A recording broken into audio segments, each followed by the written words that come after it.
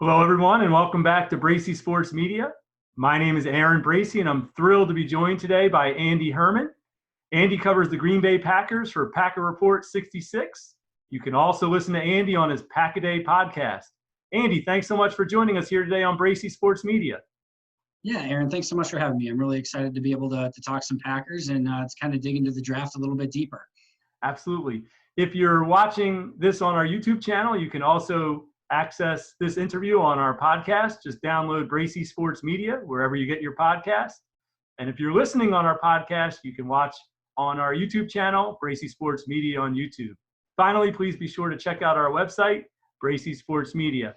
All right, Andy, I'm so glad to have you on today. Let's get right into it. The Eagles drafted Jalen Hurts in the second round from University of Oklahoma, and they already have Carson Wentz. You have a very similar situation there in Green Bay, with Green Bay drafting Jordan Love in the first round, moving up 4 spots to get him. And they already have, obviously, 8-time Pro Bowler Aaron Rodgers in place. First thing I want to get to, Andy, is what has been the fan reaction to this move in Green Bay?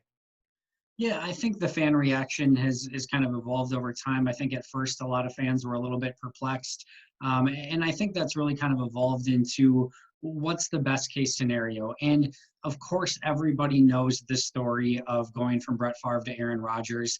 And I think to an extent, this selection just kind of opened up some of those memories, opened up some of those wounds. And it's really hard not to fast forward ahead and think, okay, where does this end? And what's the best case scenario? Because I think you could piece together a best case scenario where Aaron Rodgers plays out his 4-year contract, maybe by the end gets another Super Bowl, rides out on top into the sunset. Jordan Love takes over and everything, they go back to back to back, Favre, Rodgers, Jordan Love, right? That's the dream scenario. Like the odds of that happening in that exact format are probably relatively slim. And even in that best case scenario, let's say Rodgers does play 4 years and he plays at the top of his game and he goes out on top and he wins a Super Bowl and Jordan Love takes over. There's still a question there of, all right, if Rodgers played for 4 years, that means Jordan Love didn't play for 4 years. And is he okay with that? And then secondly, that means the Packers probably just already picked up Jordan Love's 5th-year option without ever seeing him play, or maybe just, play very sparingly in preseason, maybe some garbage time here and there. So now they're kind of committed to him without really seeing him on the field, and they've missed out on that prime opportunity that we've seen kind of the cheat code of the NFL, which is find a quarterback on a really young or a really young quarterback on a really cheap deal, surround all the talent around him.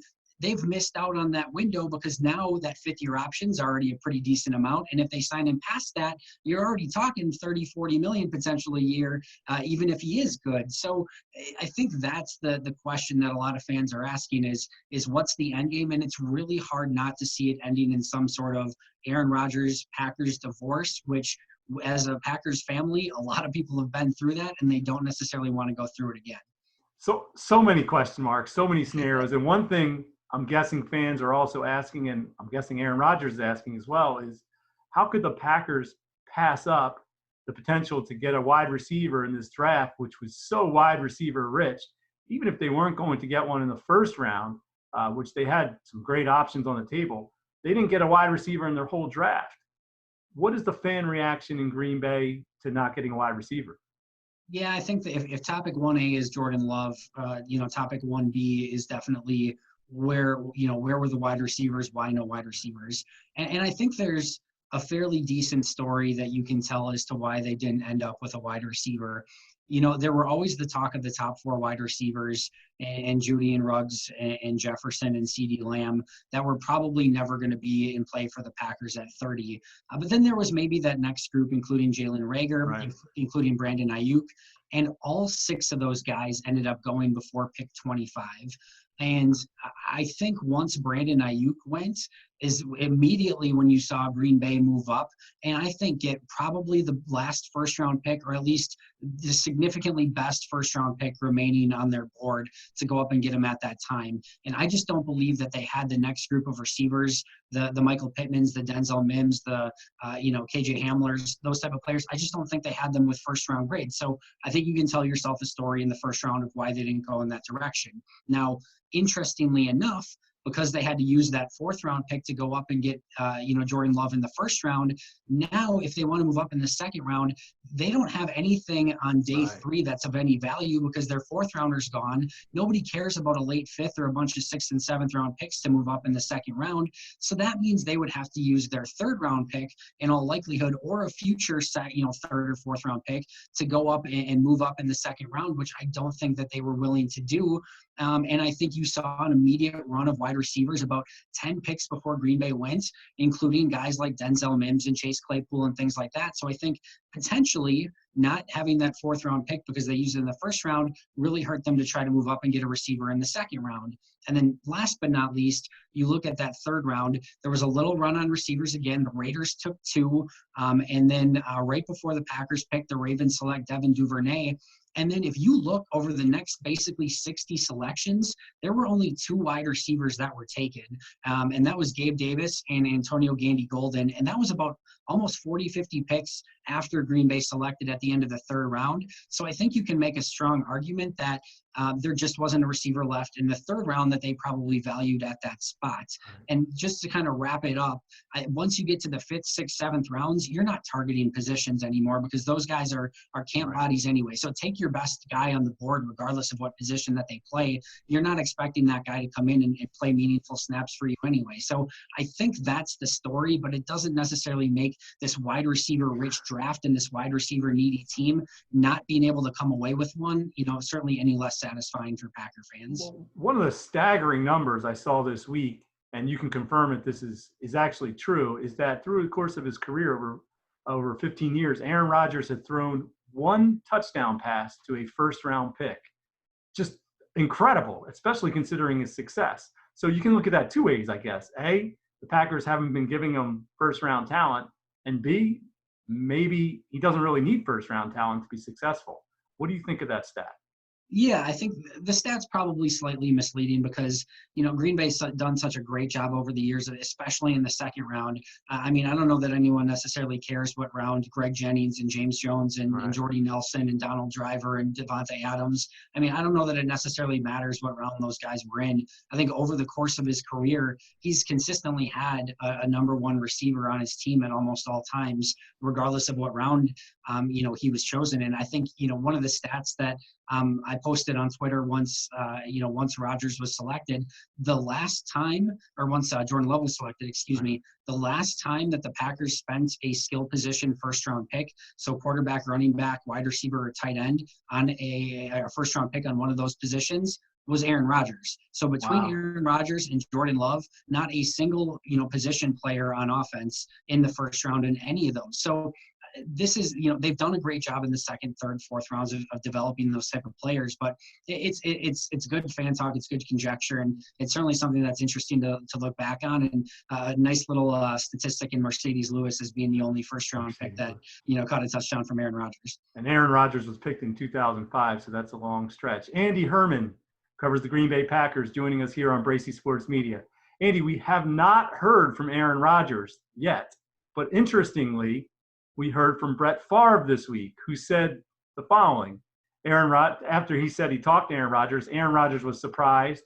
It's not Aaron Rodgers' job to mentor Jordan Love.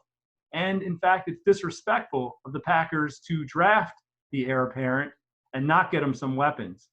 What is your reaction, and what is the fan reaction to what Brett Favre said? He also said he thinks Aaron's going to finish his career somewhere else. What has the reaction to that been? Yeah, a lot to kind of take in from Brett and what he said and all of that. I think overall there's a lot of, probably truth to what Brett said. I'd be surprised if it took Aaron by that much of a surprise. It was a surprising selection, but there were reports out, that the Packers were about a 50% odds to draft Jordan Love prior to the draft. I had listed, not that Aaron's, listening to me by any stretch of the imagination, but even, I had listed 3 players that I thought the Packers would end up with a few days before the draft. And Jordan Love was certainly in that discussion, in one of those 3 players that I thought was going to, be in that discussion for the Packers. So this should not have come out of totally left field. So I'd be surprised if he was that surprised. Whether or not he ultimately ends up a Packer for his career, I think that's the big question, all of this. And kind of, as I mentioned earlier, with opening some of those wounds for Packer fans, that's the $1,000,000 question. At what point are the Packers going to want to try out their shiny new toy that's younger, that's faster, that's more mobile, that's got a stronger arm at that point in Rodgers' career, even though Rodgers is one of the greats, Father Time is undefeated. So at what point are they going to want to make that change? And I think Packer fans, reacted to Brett, basically is this is kind of what, one, they would have expected Brett to say, and two, I think it's they're trying to digest everything, because it's just been obviously this major national story all week long, and with no other sports going on, it could dictate the sports talk for some time. Well, it's been a dream in some ways for those of us who like to talk about sports. Right. Interestingly, here in Philadelphia, General Manager Howie Roseman did call Carson Wentz on draft day and said, listen, we may be drafting Jalen Hurts. I'm just giving you a heads up. But that didn't happen in Green Bay. GM Brian Gutekunst did not call Aaron Rodgers. Do you think that a call should have been made? And how is that going to affect their relationship going forward? Yeah, that's an interesting scenario. It does seem odd to me that they would not have communicated with it, to him in some way, shape, or form. The Indianapolis Colts just released their draft video of how they handled the first and second rounds of the draft. It's a really fascinating watch, and they've done a really great job with that series. And you see in there, when the Colts selected Jonathan Taylor, that Frank Reich was immediately texting with Marlon Mack to discuss it with him. And Mack had this fantastic response of like, yes, sir, I'm ready to go. No worries. And he was confident, he was great about it. And it would seem very odd to me that they wouldn't have been in communication in some way, shape, or form. Now, there's a division of power, or whatever you want to call it, and it's not the players' responsibility. And how much of Pandora's box do you want to open? Do you want to have to call Aaron Jones in the second round when they take AJ Dillon? Do you want to have to call whomever in the third round? What's the precedent there? But at the same token, this is your guy. This is your franchise. Right. This is your guy that you've signed to a massive, massive contract. You would think that there would be some level of just, hey, just as a heads up, right. You probably understood that this was coming, but we're going to take Jordan. We just think he's the best player on our board. We're going to attack, offense aggressively in the next couple rounds, try to get you some weapons. You would think that something like that would happen, but maybe they've got a relationship with him that they knew he'd be fine, and they didn't even need to have that conversation. It's just so tough to say from the outside. Andy Herman, who covers the Green Bay Packers, joining us here on Bracy Sports Media to talk about the similarities to what's happened here in Philadelphia.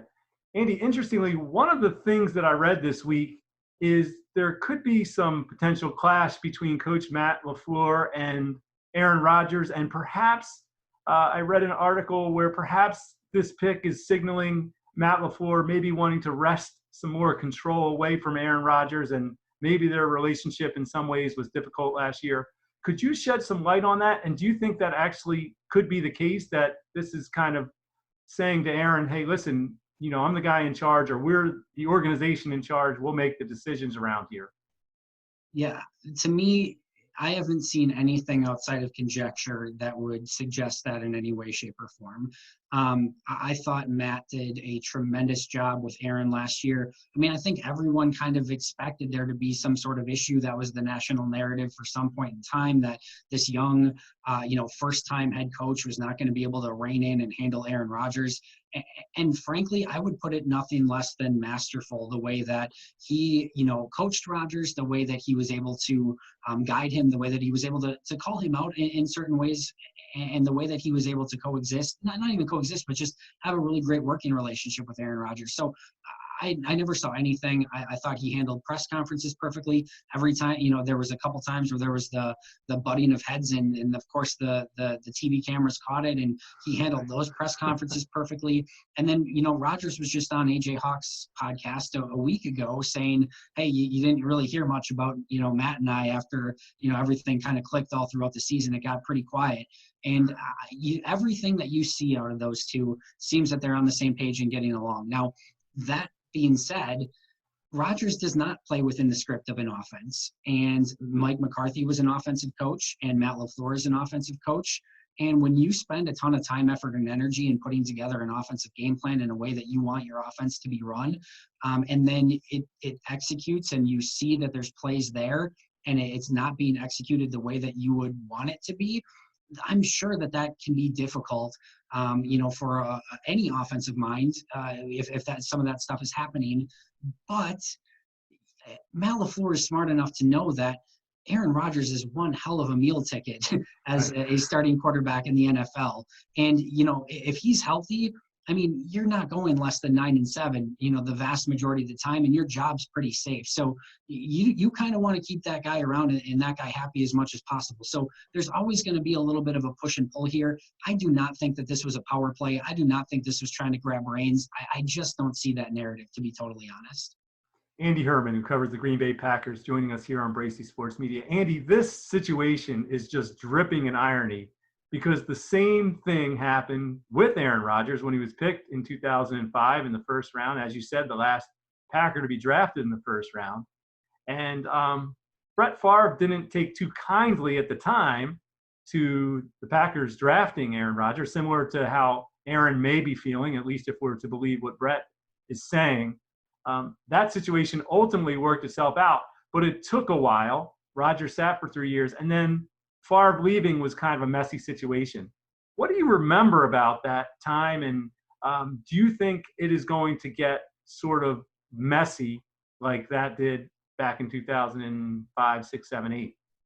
Yeah, it certainly could, and it was very messy. I mean, legitimately, like, Green Bay was a town divided. So I live right in Green Bay. So while I wasn't necessarily, covering the team at the time, I mean, it was a city that was divided, and there were those that were, Team Favre, and there were those that were Team Packers.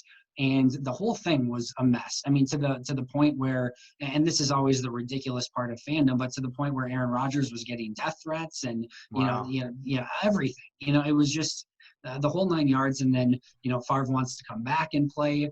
And then you've got him showing up around family night, and everything was crazy. And then he finally gets, moved for basically a third round pick to the Jets. And Right. Interestingly enough, I think a good chunk of Packer fans were like, hey, this is kind of cool. I get to be a Packer fan, and then I get to be a Brett Favre fan and cheer for the Jets. And for the first, 3 quarters of that season until Favre got hurt, everything kind of went according to plan. In fact, it was even kind of this baked in benefit, because if Favre would have went to the Super Bowl with the Jets, like, the third round pick turns into like a second round pick. So Right. like, you even have as a Packer fan, you even have like an incentive to cheer for him because it helps the Packers still too. So that was kind of fun. And then everything falls apart a degree further when he goes to Minnesota, and it just kind of goes from there. So, like I said from the very onset, those are the wounds that are kind of opened at the moment. And I think fans just kind of fear the worst and are hoping for the best, but at the same time kind of bracing and wondering exactly how this is going to end. What ultimately did work out for the Packers, obviously, with Rodgers, and he's had, a Hall of Fame career. Yeah. He was a heralded quarterback coming out of college. He did fall in the first round. Jordan Love is kind of a different story. He had one FBS offer coming out of high school, which was Utah State. Obviously a talented quarterback, but doesn't play in the same level of competition as an Aaron Rodgers or as many big-time quarterbacks coming out of college. What do you think of just Jordan Love as a player, and do you see him as the same level of prospect as Aaron Rodgers was when he was drafted in 2005? Yeah, it's a great question, and there's a degree of difference there, right? So Aaron Rodgers was, like you said, he was expected to potentially be the first pick in the draft. He had, this great completion percentage and accuracy, but I think it's unfair to say that he wasn't necessarily this project either, that he was this sure thing. I think there was a reason he fell the way that he did.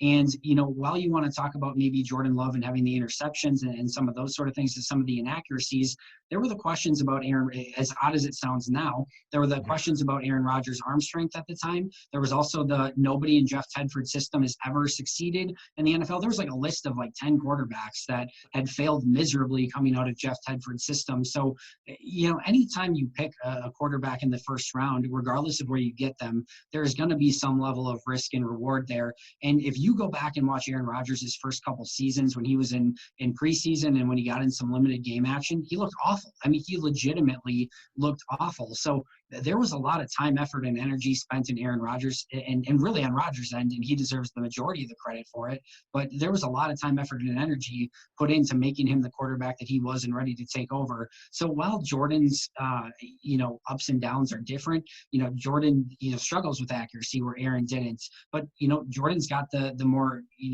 compact throwing motion. He's got the strongest arm coming out, stronger arm than Rodgers did coming out of college. He's got a lot of those raw talents that maybe Aaron didn't. So they're different in that regards. But, to answer your question, I'm with everyone else. I think this is a high risk, high reward prospect. And I'll end with saying, all of these type of Jordan Love quarterbacks in the past, whether you look at Josh Allen or Kyle Bowler, or Patrick Ramsey, Blake Bortles, whatever, insert quarterback name here who didn't show the accuracy in college and then, and had some of those interception concerns, every single one of them to a T, I was not interested in from a scouting standpoint because we have not seen the level of success with those type of players. You don't correct it in the NFL. It just hasn't happened. Jordan Love is the only one in that group that I can label and say, after watching it, and this is pre-draft, after watching him and even seeing that risk reward, I was still on board with him because the highs are so incredibly high and you see NFL throw after NFL throw, and it's mind-numbing the potential he has. So a lot of risk, but a lot of reward, and it's going to be really interesting to see if his time behind Aaron Rodgers will really pay off for the Packers. And just so our listeners know, Andy, you're actually – your scouting has some legitimacy behind it. Could you explain your scouting certificate and the training that you went through to actually do this? Because what you're saying really has some value to what we're hearing.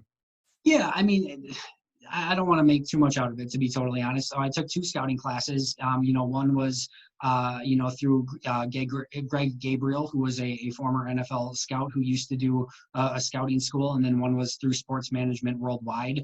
Mark Dominic, the former general manager of the Tampa Bay Buccaneers, was one of the main people who did that, along with Russ Landy, who's done scouting work specifically more for the CFL, I think, than the NFL. So yes, there was definitely some training there and some knowledge that I was able to achieve by taking those 2 courses. But there's a ton of people that do a lot of great scouting work. So I'm not necessarily putting mine above and beyond anyone else's, but from going back and like I said, just scouting quarterbacks over time, he's the type of quarterback that I would generally have trepidation about, and I still have trepidation about him, but I was still willing to put a stamp of approval on him based off of what I saw overall. Covers the Green Bay Packers for Packer Report 66 and Pack-A-Day Podcast, joining us here on Bracy Sports Media.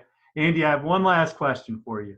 Aaron Rodgers has 4 years left on his deal. The next 2 years, the cap hits are so large, and you can probably tell me the exact numbers, but he's pretty much untradeable. I would say you can probably tell me for sure. How do you really see this playing out if you had to take your best guess? Yeah, so you're right. I think it's really difficult to see them, trading Aaron Rodgers or making a move with Aaron Rodgers over the course of the next couple seasons. And then I think that's where the rubber starts to meet the road. And, it was an interesting comment from Brian Gutekunst in his press conference because he was asked about this. And I don't have the full quote in front of me, unfortunately, so I'm going to paraphrase here quite a bit, and hopefully I'm not taking too many liberties. But, he was asked a question of, how this happens and, how it happened in the past, something to that regards. And he basically brought up the fact of, one of the reasons the Packers were in the situation that they were with Aaron Rodgers and Brett Favre was because Aaron had proved himself in practices, and even in that Cowboys game when he actually got a chance to play the season before, that he was ready to go and ready to play at a high level. And he said, if Aaron never does that, it's never a conversation in the first place of, we need to jettison Brett Favre to get to Aaron Rodgers. It was all dependent upon the fact that Aaron was ready. And, his, kind of command to Jordan Love, first of all, or, his, kind of take on it was, it's up to Jordan to see where this goes from here. If Jordan never develops, this is never a conversation. And if he develops into a great quarterback, then we'll kind of cross that bridge when it comes to it. But I think that's as simple and as dumb as that may sound. It really is up to Jordan Love. And if he flames out, or if he's average, or if he's whatever, if the risks come to fruition and he doesn't develop, this is a moot point. Rodgers is playing for 4 years, maybe even beyond, as a member of the Green Bay Packers. If Jordan Love hits the way that they think he can and the way they want him to, then that after year 2 is where things are going to get very, very interesting. Andy Herman, who covers the Green Bay Packers, joining us here on Bracy Sports Media. Andy, thanks so much for shedding light on the situation in Green Bay, which is very similar to what's happening here in Philadelphia. If you want to check out more of Andy's work, you can follow him on Twitter at Andy Herman NFL and at Packer Report 66. Definitely download his podcast, Pack a Day Podcast. Definitely some great stuff there about not just the Packers, but also the NFL. Andy, thanks so much for joining us here on Bracy Sports Media. Yeah, it would be love to have me back anytime. I'd be happy to chat with you. This was a lot of fun, and good luck to your Eagles and Jalen Hurts. I like the pick in the second round. I know a lot of Eagles fans may not. Thank you, Andy. And if you like our videos and podcasts, you can subscribe to our YouTube channel here, and please hit the notifications button. Download our podcast wherever you get your podcast on Bracy Sports Media. Have a great day, everyone. Thanks so much for joining us.